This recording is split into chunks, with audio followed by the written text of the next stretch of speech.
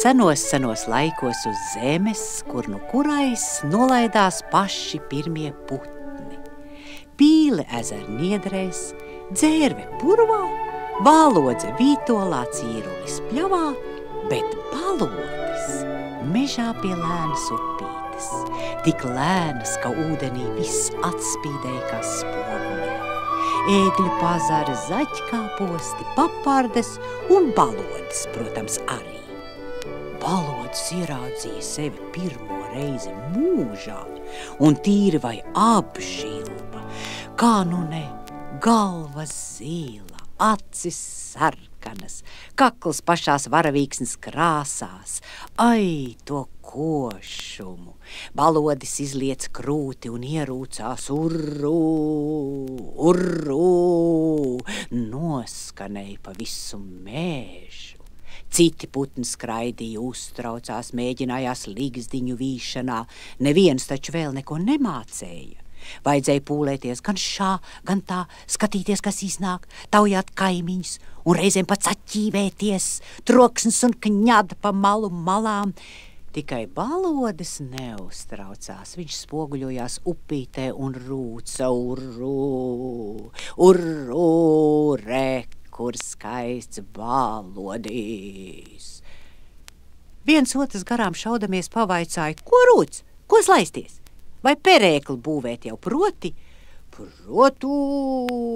Protu, balodis izliec krūti, urrū, urrū, rekur gudrs balodīs. Tik varani rūca balodis, ka dūjiņa viņa pusmēža sadzirdēja un skrēja lūkoties. Atskrēja, ieraudzīja. Tavu skaistu balodi, to gan dūjiņa gribētu par vīru. Balodis paskatījās ar vienu aci. Tavu mīlīgu dūjiņu. Paskatījās ar otru. Tavu jauku dūjiņu. To gan balodis gribētu par sievu. Un kad divi vienās domās, kas atliek, ja netaisīt kāzas? Dūjiņi gan kā jau sieviešu cilvēks prātīgi apjautājās, vai balodis perēklīti būvēt arī prot. Protu, rūca balodis. Lai cik aizņemts ar spoguļošanos, tomēr bija pamanījis, ka citi putni laidelējas ar žagariņiem knābjos. Balodis sameklēja tādus prāvākus un sameta krusteniski zara žepurā. Rekur branks perēklīs. Dūjiņai tāds perēklis gan likās šaubīgs, bet balodis bija tik skaists un tik saldi dūdoja, ka visas bāžas aizmirsās. Dūjiņa nosvinēja ar balodi lepnas kāzas un iedēja perēklī divas gludas baltas olas, pašas pirmās dūjiņas mūžā. Cik nu dūjiņa bija laimīga un lepna, bet ilgi lepoties viņai neiznāca. Uzpūt stiprāks vējš, sapurināja žagarus, olas izkrīta perēklim cauri un saplīsa. Nu vairs balodim nelīdzēja ne izliektā krūts, ne spožās kakla spalvas, ne saldā dūdošana. Dūjiņa raudāja, dūjiņa kliedza, dūjiņa brēca un dzina balodi pie citiem putniem mācībā. Un kad sieva dzen, tad jāiet vien ir, ko tu nabaga vīrs darīsi? Balodis laidās meklēt, pie kā lai mācās. Garām šāvās bezdelīga. Balodis uzpūta krūti un sāka klanīties, jo vai nu bez kārtīgas apsveicināšanās padomu prasīsi. Bet kamēr pūtās, kamēr klanījās, bezdelīgi jau bija gabalā. Balodis brāz pakaļ, ko spārni nesa, un panāca bezdelīgu kūts pažobelē, kur viņi lipināja līkstiņu. Balodis atkal piepūtās un sāka klanīties, bet bezdelīgi jau skrēja prom, un balodis pakaļ. Cik grūti izskriet līdz bezdelīgai, to gan nesapratīs neviens, kas nav mēģinājis. Kad bezdelīgi nometās peļķes malā un sāka raudzīties pēc labākas dubļpiciņas, Balodim vairs nebija spēka piepūst krūtis un klanīties. Tik vien viņš spēja kā izteikt savu vajadzību. Žikli, dubļs, knabi, žikli, laižamies, bezdelīgi novidžēja.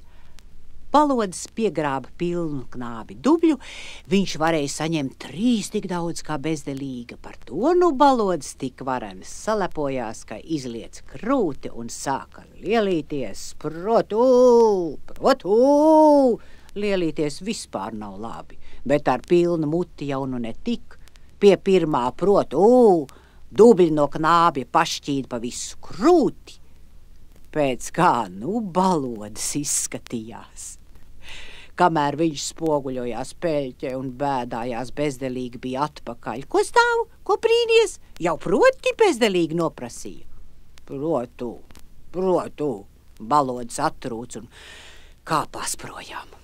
Lai lipina no dubļiem, kas grib, tikai ne balodis. Viņš labāk skrēja pie dūjiņas, lai žēlo un palīdz krūti notīrīt.